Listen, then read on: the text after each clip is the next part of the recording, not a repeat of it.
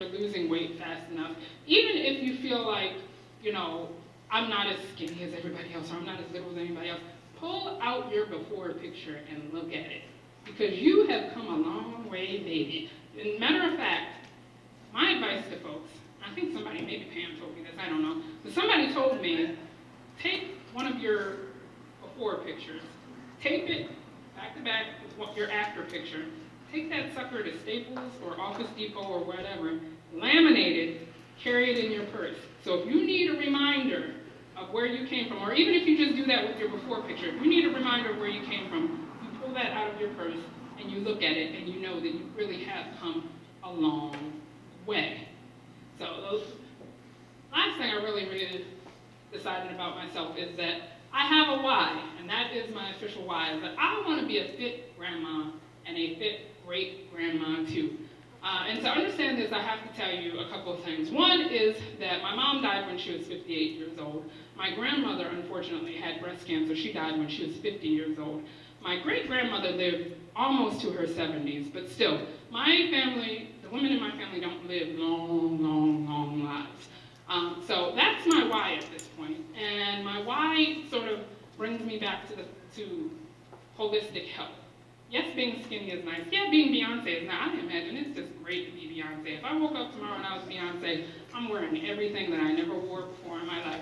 But the health is the more important part, the longevity. And I chose this particular picture for my why because this is a very inspiring lady I got to meet about a year and a half ago. Her name is Ernestine Shepherd. And if you ever Google Ernestine Shepherd, you will find that she once held the title for the oldest female competitive bodybuilder. In this picture, I believe she is 70 on the dot.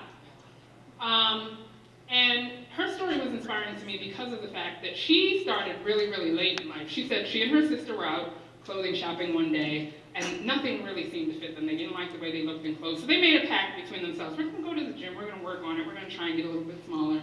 And unfortunately, her sister developed cancer and ended up passing away, and at this time she's in her mid to late 50s. And much like me, that grief was a lot for her to take. So she decided to sort of carry the torch for her sister and do the fitness process. She got into cardio, she got into weightlifting, and I didn't ever quite get how she got into competitive weightlifting, but at the age of 69, I think she got the title of oldest female competitive bodybuilder. And I got to meet this woman who still to this day, because at this point, like she's in her mid-70s, pushing 80, every day makes time for exercise. Every day makes time to plan out her meals. Every day eats right and spends her life really inspiring others. I actually first saw her on the Today Show. Didn't even know the woman lives like 10 minutes away from me. Saw her on the Today Show and I was like, I have to meet this woman. And I had a bariatric event that I called, the year before last, that I called Bariatric Prom. And we all got dressed up and celebrated our success, and she was our featured speaker. And it was an awesome thing because this is my new body idol. Ernestine Shepherd is my new body idol. No offense to Beyonce. Don't tell Beyonce I said that if you ever meet her. But this is my new body idol. So I just wanted to leave you guys in closing with a couple of sort of things that have helped me along my way to be able to sort of live sustainably healthy in this lifestyle 8 years after surgery. So first thing I want to share with you guys is you guys probably have great whys. And if I asked you, you probably have a great why. But how many of you have it written down somewhere? A couple of you. It's very encouraging. If you do not have your why written down, write it down, type it on your computer, make it in pretty type, whatever you want to do, print it out, print several copies out, hang it in the places where you are likely to experience a down moment. So if that's in your car, put it in your glove box. If it's at your job, hang it up in your cubicle. If it's in the kitchen, put it on the cupboard and on the refrigerator. But know your why, write it down, hang it up somewhere. That's going to bring you off the ledge. When you go into that refrigerator to make a choice that you know you're not supposed to make, and you have to face that reason why you're doing this in the first place, that's a powerful thing to keep you out of that refrigerator, out of that cupboard. So know your why, write it down. Secondly, find an activity that you like doing and do it. Don't do activity that you hate doing. I did that in the beginning. Like I said, I don't even actually like running. I don't run now. I walk a lot. I don't run now. I needed it for that period of time, but I don't like running. I actually like things like, I like weightlifting and boxing. I like very aggressive things. I'm a little scary in my free time. But, you do something that you like to do, because what you like to do, you will show up for. So if you like Zumba, go to Zumba. It doesn't even matter if you're not good. I've had so many people, I want to try Zumba, but I'm so uncoordinated. Guess what? Everybody else is too, and everybody else is worrying about everybody else, looking at everybody else, but nobody's looking at everybody else, they're looking at themselves. So go and do the Zumba if you want to do the Zumba. If you like riding your bicycle, if you like playing with your kids or your grandkids, whatever form of activity it is that you like to do that. Don't do things that you don't like doing, because you can't show up for things that you don't like doing. Be careful of the story that you tell yourself, because you're gonna believe it. The story I told myself, like I said earlier, is that if I ate the most protein that I could, and I did everything I was supposed to do, the weight would keep coming off and coming off and coming off. That was not an accurate story, obviously. The story I tell myself today is that I am a work in progress, that I wake up every day and I have a new chance to do the right thing. It doesn't matter what I did yesterday. I could have went bonkers yesterday. I could have went on a major bender yesterday. Today is a new day, and I get a new chance to start over. You don't have to wait till New Year's to start over. You don't have to wait to make a resolution. You can start today. And then I think one of the biggest things, especially for me, because I identify as an addict, is that accountability is so important. And when I talk about accountability, I find a lot of post-ops practice accountability in a very specific way. I find a lot of post-ops practice what I call self-accountability, one-sided accountability, where you do things like you journal your food intake, or you weigh yourself and you write down what you weigh and things like that. And one-sided accountability is good, because at least that way you are being realistic and real with yourself about what you're doing. But what I would like to suggest to you is considering a model of what I call reciprocal accountability. Reciprocal accountability is just a fancy way of saying you're being accountable to people who are also being accountable to you. So I'm trying to live a healthy life. Pam is trying to live a healthy life. She shares her goals with me. I share my goals with her. Every once in a while we check in with each other, or if we see each other, like if I go, more often than not, it's Pam coming to me saying, Nikki, I noticed that you're going a little bonkers. What's up with that?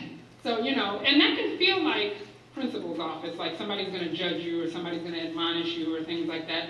But when you get into a mutually accountable relationship with somebody you trust and who's also holding themselves accountable to you, especially with health goals, you help each other out.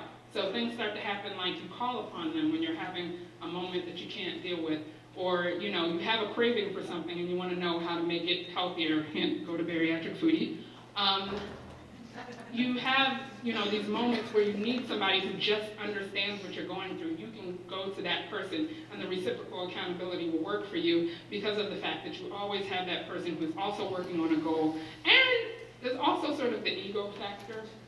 When you share your goals with others, and especially publicly in some way, it's human nature to not want to have egg on your face. So if you say, I'm going to go out for a walk every day, and you publicly profess this, you put it on Facebook, blah, blah, blah, and you have a mutually accountable relationship where you know somebody's going to check in on you about that, you get home from work and you're like, oh, I don't feel like going on work. You're going to go on that walk, because when that person checks on you that evening, you do not want to have to tell them, I didn't go on the walk.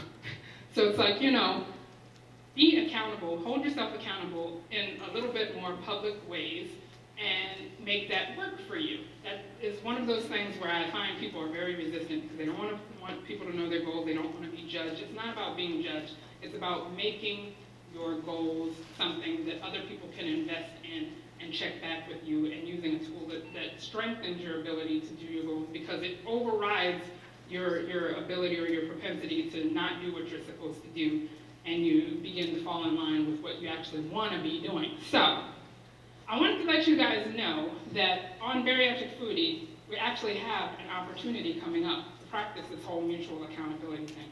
I am so excited. It's a thing that I started about 5 years ago. It's called the Bariatric Foodie Pledge. It is a contest that begins January 31st. It runs for the entire month of February, and the concept is pretty simple. It's a 4-week goal-setting and accountability challenge, and what happens is at the beginning of each week, I'm going to send you an email and say, make a goal for this week. And so you're going to click on the little link I give you, and there's going to be a form that says, what's your name, what's your goal? My goal is to drink my water. My goal is to exercise for 30 minutes a day this week, or whatever your goal is.